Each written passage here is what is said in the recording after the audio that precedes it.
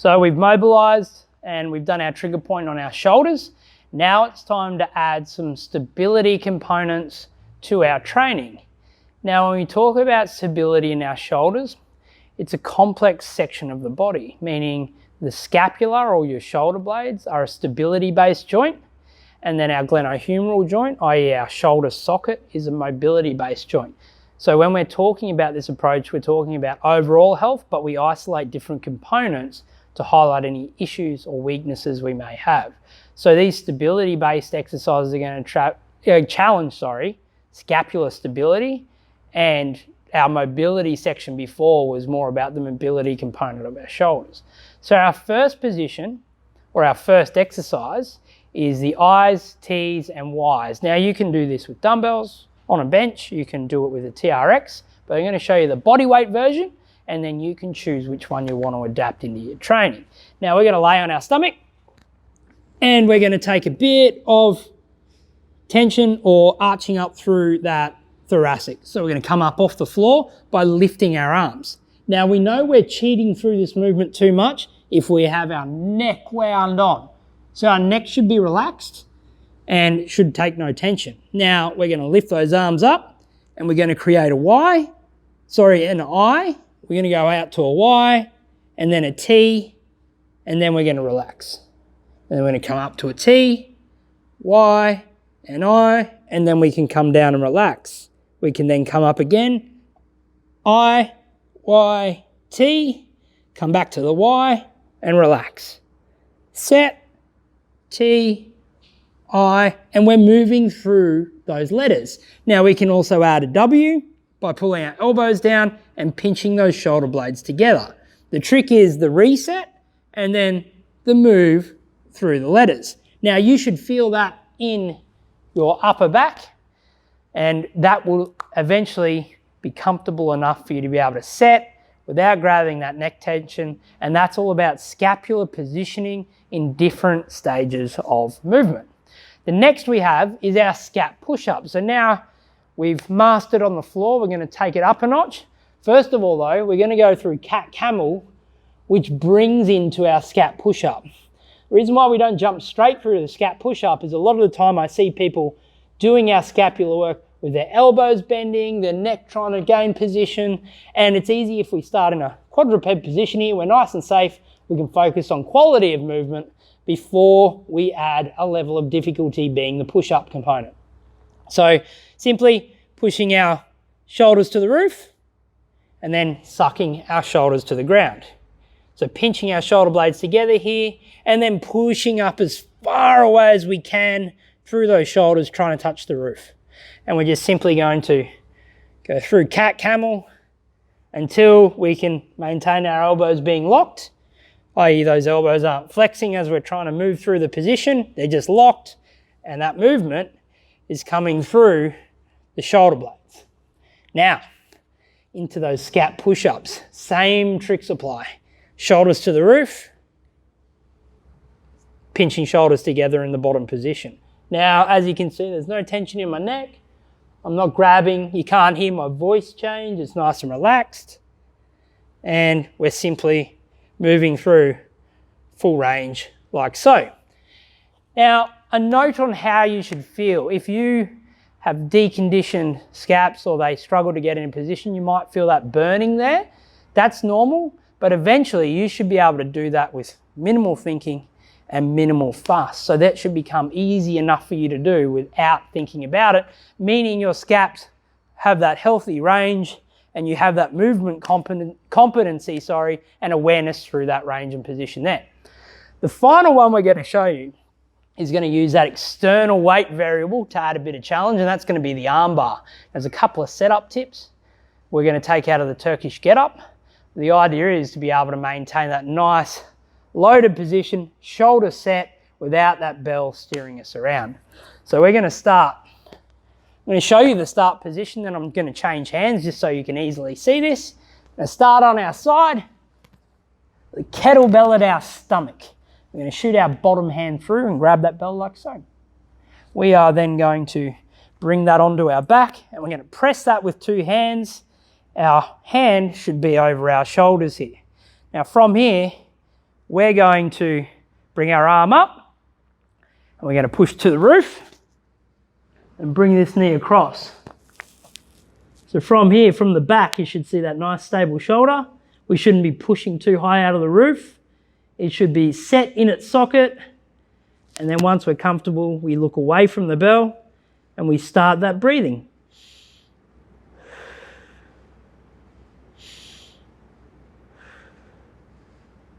And when we roll onto the back, 2 hands, lower that bell and roll out.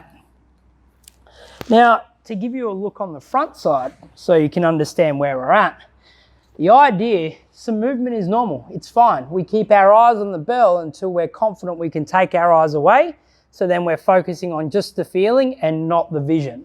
But the first starting element is keeping eyes on the bell, so when you see that move, you correct it. Now you should be able to keep a nice stable shoulder there without it trying to push around and without letting it disconnect like so. So let's look at the front angle now.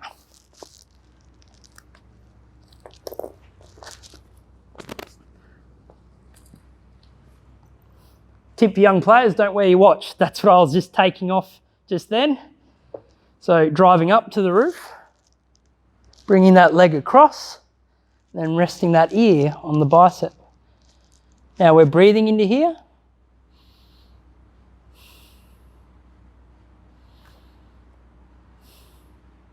Then when we have the confidence, we look away. Now you might notice a little bit of movement. That's actually okay. What it's doing is challenging the brain to maintain that correct position. But like I said, don't look away until you're confident and you can maintain this for a good 2 minutes without coming out of position. And as you can see, I can talk, I can maintain position, and I'm nice and stable. Rolling out, hands on the bell, lower down, roll out. There you have it, guys. Remember, don't wear that watch. That's what I have to take off. Otherwise, you'll be going to the watch shop for a brand new one. But there is some shoulder stability movements that are going to make your life a lot nicer if you're doing a lot of pushing and pulling and need to work on that postural control.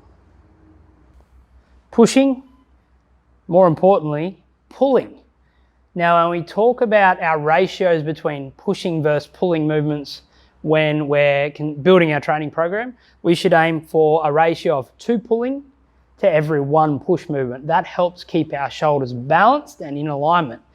Now, if we have shoulder issues or we really struggle getting into that finish position on any of our pulling, whether it's a pull-up, a bent over row, or anything like that, we should strip back to this little exercise called the batwing row. Now, what it does is take out the arm component of the pull. So particularly you guys that are all strong through the arms, from training biceps, training big movements, what we're doing is isolating the actual scapular pull or the scapular movement of the row, which should help work that mid-back or the thoracic, lower thoracic. So you should feel that in the lower trapezius. It'll actually light up and help you engage those muscles to finish those strong pulling positions. Now, we're going to be face down on a bench, just straddling the bench. We need 2 dumbbells. Now, dumbbells are probably the only suitable thing here. And what you can see is I have a bent elbow. Now, this takes out the arms, so we can't extend past and then really pull into the movement. It's pretty important for here. So what we're going to do here, the cues I want you to think about is rowing to the hip.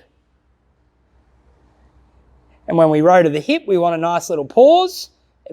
Even longer pause is even better, and we're lowering down. We tap the dumbbells on the floor, we return to that top position.